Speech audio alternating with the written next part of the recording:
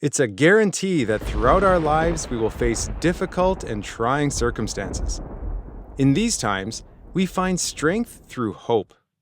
And if our hope is based on a promise that we have good reason to believe, we can endure almost anything. It was hope in God's promise of the coming of the kingdom of heaven that carried the Jews through the darkness of exile for hundreds of years. They dreamed of the day when someone from David's lineage would again sit on the throne, ruling a strong and unified kingdom. With military might, the Messiah King would free them from enslavement to foreign rulers, cleanse his people, and restore Israel's place of honor among the nations. But for now, power passed from one foreign oppressor to another. By the time the Roman Empire was in charge, the Jewish hope for a renewed kingdom was wearing thin. Things did not look like they were about to change anytime soon. Rome, whose very name meant strength, possessed a powerful military, able to quickly crush rebel uprisings. Judea and Galilee were ruled in Rome's name by the Herod family, who were not even fully Jewish. Herod oversaw the region's taxation, which he contracted out to local men who would exchange their hope in God's promises for the pursuit of earthly wealth and influence. These tax collectors were despised by other Jews for their perceived allegiance to Herod, Rome, and the prosperity they gained at the expense of everyone else. Matthew was one of those despised tax collectors. Day after day, he sat at his toll booth just outside of Capernaum, collecting duties on transports through the region or from local fishermen returning from the Sea of Galilee with the day's catch. Most who passed by glared, grumbled, or pretended to ignore him. But one day, a different sort of man walked straight toward him. Jesus saw past Matthew's profession, status, and despair, and turned his life upside down with one simple invitation: "Follow me." Matthew recognized these words as a summons to renew his hope in God's kingdom over and above everything else. Immediately, Matthew responded, leaving behind his job and its financial security, and followed Jesus. For the next 3 years, Matthew, whose other name was Levi, was one of 12 men personally discipled by Jesus about the arrival of his kingdom.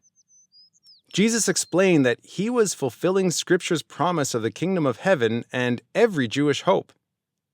But initially, Matthew and the others struggled to understand what Jesus meant, for things were so unlike what had been expected, and his kingdom so different from every other earthly kingdom. Surprisingly, this kingdom from heaven seemed less about politics, power, and status, and more about forgiveness, transformation, and individual hearts ruled by God and submitted to his purposes. It declared war not on Rome, but on sin and the work of the evil one. Instead of dramatic changes on the world stage, Jesus taught that his kingdom was like a small seed taking a long time to grow into a mighty tree, or like a yeast that must be given time to produce its full effect. Also unexpected was Jesus' accusation that many scribes and Pharisees had become opponents of the very kingdom they claimed was their hope. Outwardly, they looked righteous. They strictly kept the Sabbath, faithfully tithed every bit of income, and took extra effort to remain ritually clean. For Jesus, these were good things so long as they were motivated by devotion to God and did not supersede the weightier matters of the law like love, mercy, justice, and faithfulness. These fruits were the necessary evidence of the righteousness of his kingdom.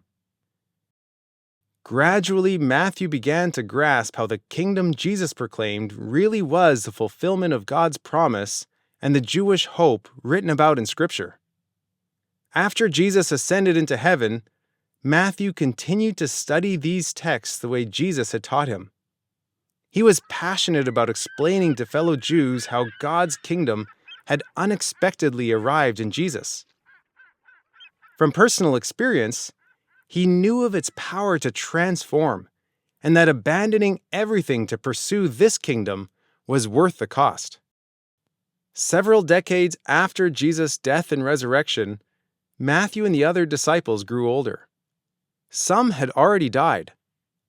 Matthew became concerned for the believers who would be left once they all passed on. Specifically, he considered the unique struggle of the Jewish Christians to whom he ministered. Many had experienced broken relationships with friends and family members who were not convinced that Jesus was Scripture's promised Messiah. As a result, some Jewish Christians began to question whether or not they had chosen the right track. They also wondered about the overwhelmingly positive response of Gentiles to the gospel of the kingdom. Was this really the fulfillment of the promises God had made to their forefathers?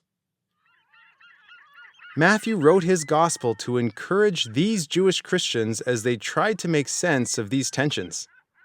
He sought to show them that although the appearance of Jesus' kingdom did not meet the expectations of many Jews, it was the fulfillment of God's promises to Abraham and David. All Scripture pointed to Jesus as the long-awaited king and testified of God's plan to extend his kingdom from the lost sheep of Israel to include people of every nation. To accomplish this, Matthew wove together his own eyewitness memories of Jesus with stories from Mark, which was the first written gospel, and another collection of Jesus' teachings that was already circulating among the churches. Like Matthew's original readers, we too can build up our own expectations of how God's kingdom should show up in our world. Instead, Matthew's gospel teaches us to recognize its presence already among us. He challenges us to build God's kingdom according to the way of Jesus, while awaiting its full revelation when Jesus returns as he promised. This is our hope, and this is the Matthew effect. If you found this video helpful and you want to see more, please consider donating on our website.